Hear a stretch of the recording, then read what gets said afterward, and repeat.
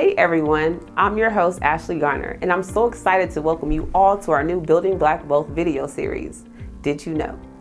First and foremost, if you're strapped for time and can't watch the entire video, please check out our website where you'll find all our videos and more information on housing inequities. In this video, we'll be talking about the Homestead Act of 1862 and the Southern Homestead Act of 1866. These two acts are some of the earlier examples of how Americans were able to build generational wealth through land ownership. Here to help me with this video today is Kayleen Carter. Hey guys, I'll be talking to you about the Southern Homestead Act. The Southern Homestead Act awarded land to Americans loyal to the Union, as well as former slaves during the Reconstruction era. This act was mostly tailored to Southern states, but we'll get to that later. In the meantime, let's tell them how homesteading worked, Ashley. Well, did you know that just for $10, the Homestead Act helped Americans buy their way into the American dream and independently build up wealth through land ownership? Today, $10 would be a price of a Starbucks coffee and a scone. Imagine buying an entire plot of land for just a cup of coffee and a pastry. The Homestead Act was part of the United States' desire to settle the West. You may remember this being coined as the Manifest Destiny back in your high school days. The Homestead Act was signed into law in 1862 while the Civil War was still going on, but it went into effect a year later when President Abraham Lincoln signed the Emancipation Proclamation. The act granted women, immigrants, and former slaves up to 160 acres of land. Homesteaders only had to pay a fee of $10 to make a temporary claim on their land, or they could pay $1.25 per acre. There were some requirements they had to meet before they could receive their land. Some of these requirements were that they had to be head of household or 21 years of age, had never borne arms against the United States, so essentially a Confederate American was out of luck. And they had to have lived on and cultivated their land for 5 years before they could receive their patent of the land. Americans with little or no assets could find unoccupied 160 acres, file a homestead application, and after they spent their 5 years on the land, they could possess the financial independence through their newly owned land. This provided upward mobility, a more secure future for generations of their families. This all sounds good, right? Well, it was good if your generations of family hadn't been enslaved for over 250 years. Formerly enslaved Black Americans started off their homesteaded journey with zero capital to their names. While land offered through the Homestead Act could be purchased at a cheap price, everything else couldn't.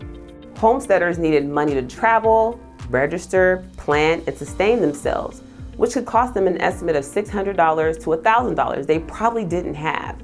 In addition, the government did little to help homesteaders buy tools or build a farm on their land.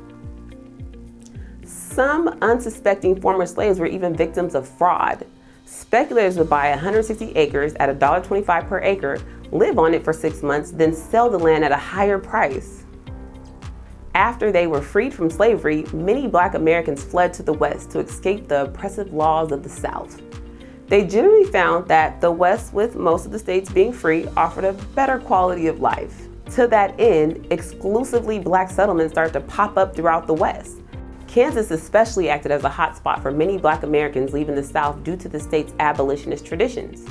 Most of the migration occurred from the years of 1879 to 1881, and some 27,000 Blacks had traveled to Kansas by the time the numbers tapered off. Many Black Americans thrived and flourished in those settlements, but many of them were weary of the hardships of homesteading and continuously disillusioned by it. Incidentally, many were also left stranded while they were traveling. The Homestead Act would stay in effect for 124 years and granted 270 million acres of Western land before it was repealed in 1976 due to the Federal Land Policy and Management Act, which placed public land back under federal ownership.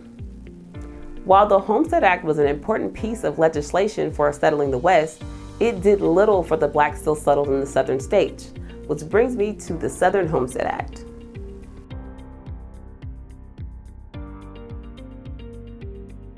The Southern Homestead Act was enacted in 1866 during the Reconstruction era in the South. This act was meant to operate just like its forebear and granted over 46 million acres of public land to Black and loyal white Americans in Alabama, Arkansas, Florida, Louisiana, and Mississippi. But let's go back a little here. Land was equal to freedom in the eyes of many former slaves who felt that land ownership brought economic independence from their former owners.